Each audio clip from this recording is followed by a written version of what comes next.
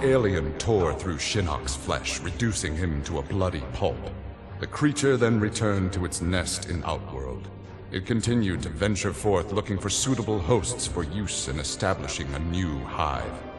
The alien found more than a few intriguing species and dragged them back to its lair. Once a queen had been spawned, the alien's new hive multiplied quickly and spread unchecked throughout the realm. Emperor Kotal Khan attempted to save Outworld in a desperate final attack on the alien's main nesting ground. The attack failed. Outworld belonged to the aliens. Having learned that Outworld was now protected by the Mortal Kombat tournament, Bo-Rai-Cho returned to defend his homeworld. He was no friend of Kotal Khan, but no realm deserved subjugation. Bo-Rai-Cho began training Outworld warriors for the fight to come. With Bo-Rai-Cho's fighting skills and leadership, Outworld repelled the Earthrealm aggressors. His former friend Raiden had been denied. Cassie Cage's impressive victory over Shinnok led Raiden to give her a new important task: hunting down a soul stealer. Cassie did not have to be told that the suspect could be a resurrected Shang Tsung. Having tracked him from the site of his last known assault, Cassie confronted the withered old man. He fought desperately but was ultimately defeated. As the old man lay dying before her, Cassie asked his name. With a mixture of sadness and relief, he whispered, "Shujinko."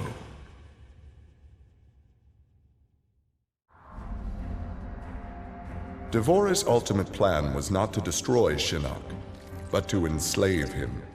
She implanted larvae, her young, in his body to gestate. Having consumed the godlike power of their immortal host, Devora's offspring were unlike any Kaitin ever born. As they matured, they spread like locusts throughout the realms. Her army of Kaitin super drones brought glory to Devora, their beloved queen, and destruction to all.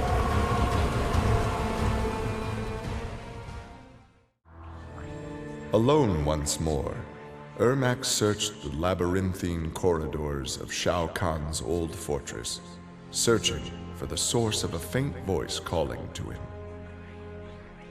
Suddenly, a wisp of dust brushed his chest, wrenching free one of his many souls. The dust took the form of a man who began to consume soul after soul. As the weakened Ermac stared helplessly, he recognized the mysterious figure. The sorcerer Shang Tsung, returned from death.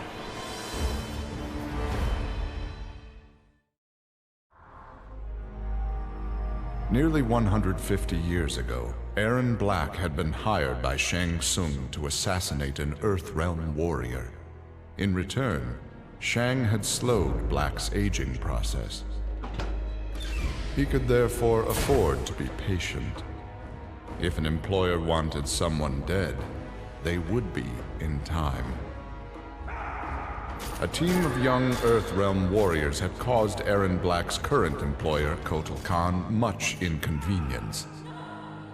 With the patience of a viper, Black eliminated them all.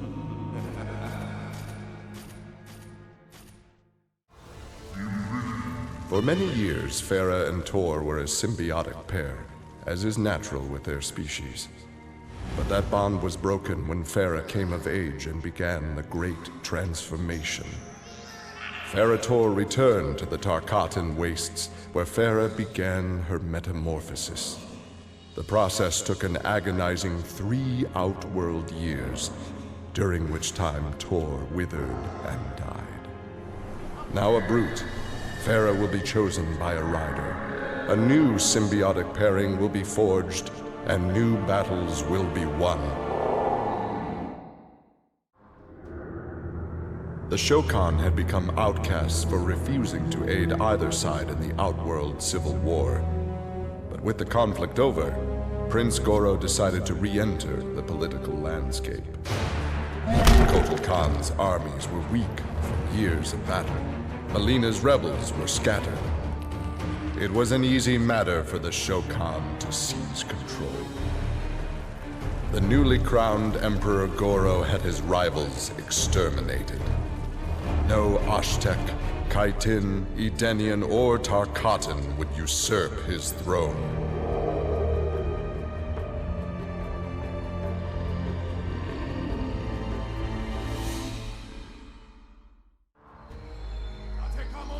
After his incursion into Earthrealm, Kotal Khan had become a prime target of Special Forces surveillance. Jackie Briggs was assigned to monitor his activity. Jackie followed Kotal Khan to an equatorial jungle, where he entered a hidden pyramid. Inside, he retrieved a glowing crystal skull. Jackie attacked the Emperor and raced away with the object. Jackie was praised for her work, but couldn't help thinking her interference was what Kotal Khan had wanted all along.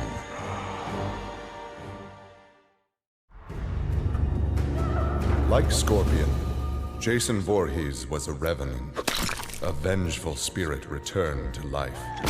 Hundreds had fallen victim to his bloodlust.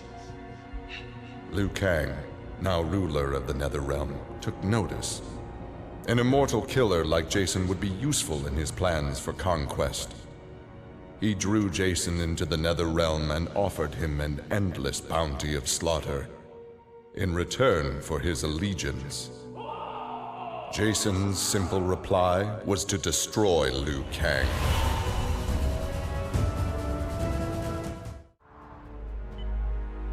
After Shinnok's fall, the hospitalized Johnny Cage asked Jax to fill in as leader of his squad. Jax agreed.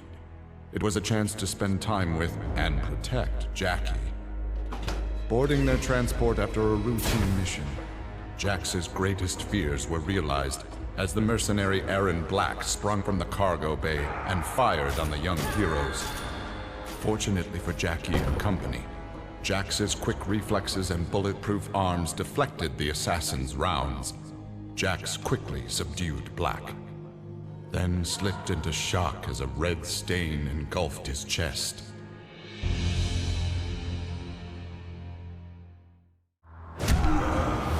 Johnny Cage's life had turned out to be stranger than any science fiction film, but he knew the final scene was approaching. With Raiden's direction, Johnny was able to sail to Shang Tsung's abandoned island fortress, where his adventure had begun, to contemplate his future. Amid the rubble, Johnny found an ancient tome. Its pages revealed that Shang Tsung had unraveled the secret to Edenian long life. Johnny Cage's retirement would have to wait.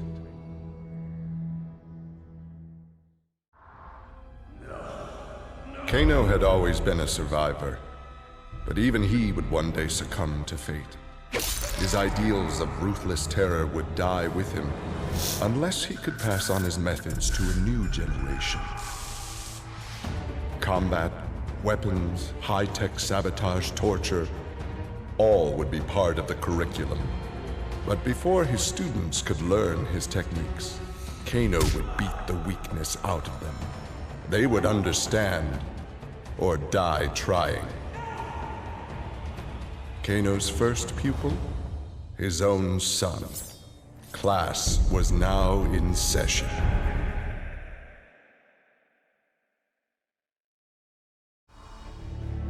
Having defeated Shinnok, Kenshi joined Takeda on his quest to avenge his mother Su-Chin's murder.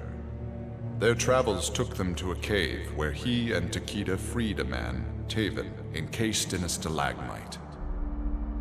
Kenshi told Taven that his brother, Dagon, was the founder of the Red Dragon Assassin Clan. Dagon had not only murdered Su-Chin, but his and Taven's parents as well. Together, Kenshi, Takeda, and Taven lay siege to the Red Dragon base. Dagon fell victim to Kenshi's rage. Suchin's murder had been avenged.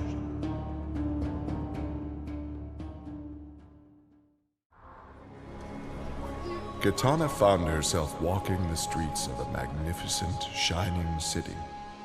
This was Edenia, a realm freed from Outworld, and Kitana was its beautiful queen.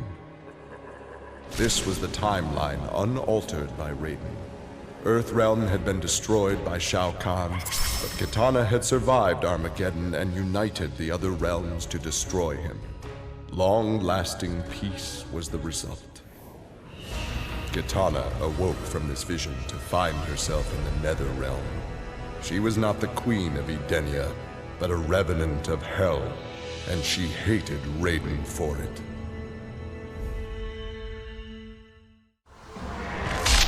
Kotal Khan returned to Outworld determined to rebuild his forces. But Raiden defeated him in a surprise attack and claimed dominion over Outworld. Desperate, the Emperor called upon the Elder Gods to aid in preserving his sovereignty. They granted his request, invoking the most sacred of contests. Now, once every decade, Kotal Khan must enlist his greatest defenders to face Raiden's challengers in mortal combat.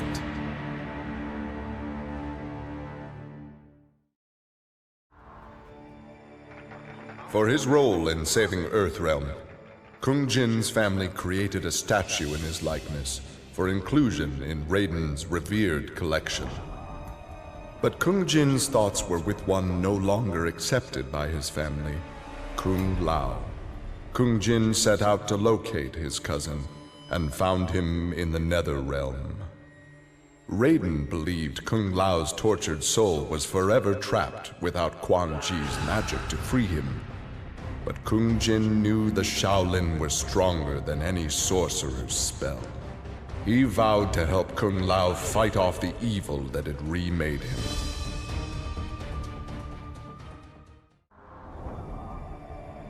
After Shinnok's defeat, Kung Lao found himself trapped in the Nether Realm, his soul corrupted by Quan Chi's dark magic. There he would have remained but for the aid of his cousin Kung Jin. Together, their Shaolin strength repelled the evil sufficiently enough for Kung Lao to escape that dark realm and control his inner demons. Compromised but not lost, Kung Lao now exists as an agent of vengeance. He will show evil no mercy.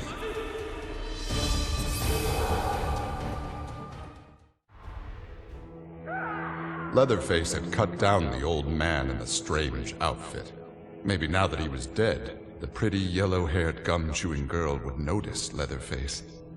Putting on his fanciest mask, Leatherface found the army camp where the pretty girl could be found most days. He had to cut through a few guards and more than a few of her friends to get to her, but it was worth it. He pulled out the old man's face, which he'd saved for the girl as a present. The girl didn't want the present, and she wasn't being nice. So Leatherface chopped her into tiny pieces for Drayton to use in his chili.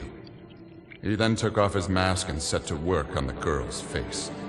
If she wasn't going to be his girlfriend, she could be his in other ways.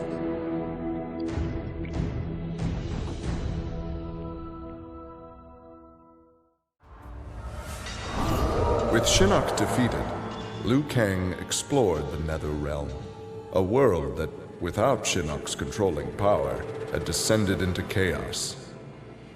Liu Kang was no sorcerer or elder god, but his fighting skill was more than enough to beat Netherrealm's demons into submission.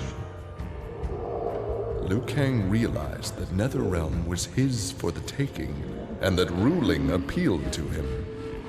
He would assume Shinnok's throne and ponder the conquering of other realms.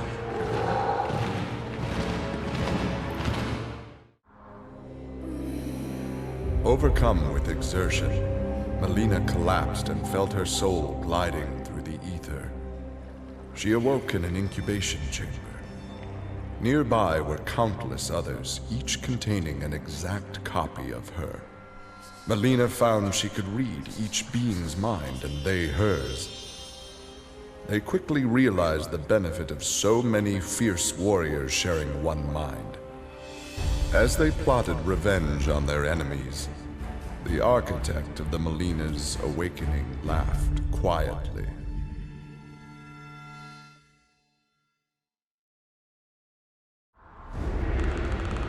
This world called Earth produced many worthy opponents, which made for excellent sport. Some possessed a power previously unknown to the Predator's race, sorcery. The Predator sought to harness this new power for use in his conquests. He analyzed a trophy from a recent battle and eventually discovered its secrets. With the power of sorcery, the Predator was unstoppable and decimated whole worlds single-handedly. He had become the apex predator. Quan Chi had long been a servant of Shinnok. His role in freeing him from imprisonment had not gone unnoticed by the Elder Gods. Shinnok was no longer a threat, but Quan Chi's actions had given rise to a new power.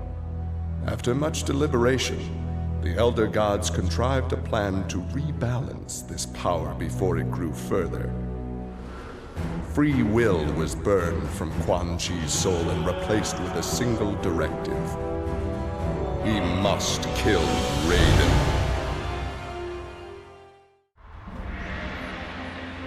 After millennia of fending off Earthrealm's enemies, Raiden began to wonder if defense was the best path to peace. In a change of tactics, Raiden and the Shirai Ryu attacked Kotal Khan's armies before they could rebuild. They decimated the Emperor's forces, leaving Outworld at their mercy. The victorious Raiden claimed dominion over Outworld. The first of many threats to Earthrealm had been removed.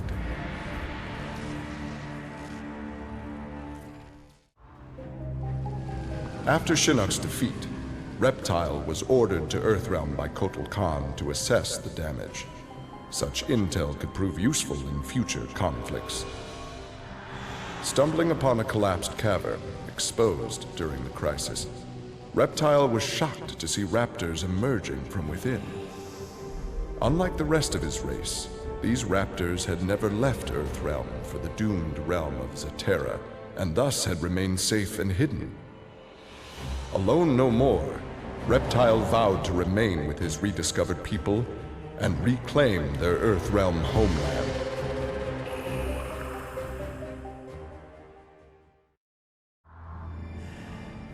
Remorse for his role in resurrecting Shinnok weighed heavily upon Scorpion's soul. His desire for vengeance had brought Earthrealm to the brink of destruction. Scorpion offered to perform harakiri to atone for his offense. But Raiden suggested a more productive alternative. Instead of death, Raiden sentenced Scorpion to life. He imbued Scorpion with a small portion of the Jinsei's power, linking him to Earthrealm's essence. Scorpion and his Shirai Ryu clan would protect the Jinsei and Earthrealm forever.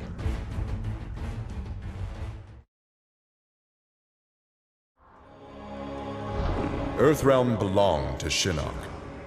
It became the staging area from which he would finish his war on the Elder Gods, which began eons ago.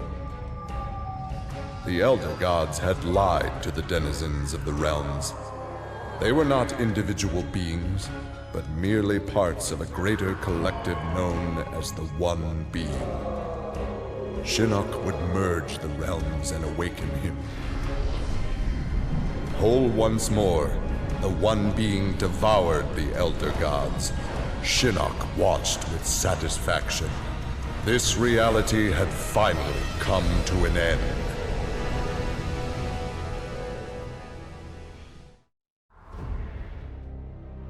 Exhausted by her ordeals, Sonya slipped into a deep sleep and began to dream. Kano held Jax and Cassie hostage. He made Sonya choose who would live and who would die. Seeing no way to free them both, she chose Cassie and screamed as Kano killed Jax before her eyes. Still screaming, she was awoken by Johnny. He had horrific news. Jax was dead by an assassin's bullet.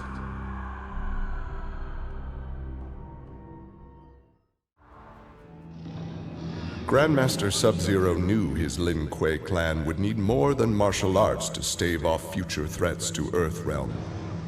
In the frozen reaches of Outworld, he found the answer. A female frost dragon with a clutch of eggs. With his ability to freeze, Sub-Zero hatched the dragonlings.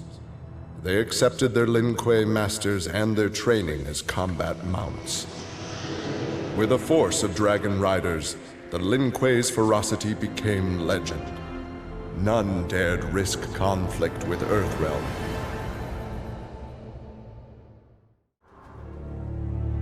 With Shinnok defeated, Takeda and his father set out to find his mother's killer, a member of the Red Dragon clan. Special Forces tech enabled Takeda to locate the clan's base and disguise himself and Kenshi as they infiltrated their ranks. Deep within the mountain stronghold, Takeda discovered an actual dragon, a prisoner of the clan. The creature used its magic to divine the murderer's name, then transport Takeda and Kenshi to a faraway cave. There they discovered a man encased in a stalagmite. The dragon had said this man would also have reason to confront Su Qin's killer. Takeda began to free him.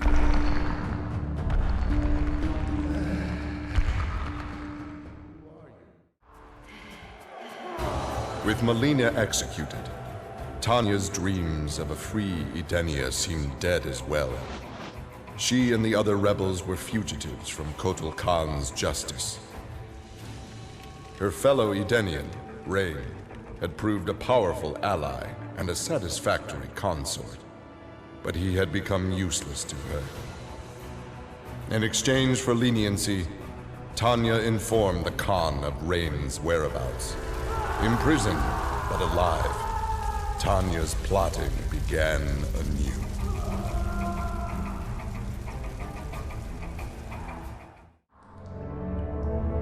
Standing over Shinnok, Tremor reveled in his power. Much had changed since the Black Dragon's excursion to the Dream Realm. Kano had sent Tremor's team there to retrieve a psych bomb to be used in Kano's theft of Shinnok's amulet. Exposure to that realm had increased Tremor's power and expanded his mind. He would evolve into an Earth Elemental, a demigod whose power would rival that of Raiden and Fujin.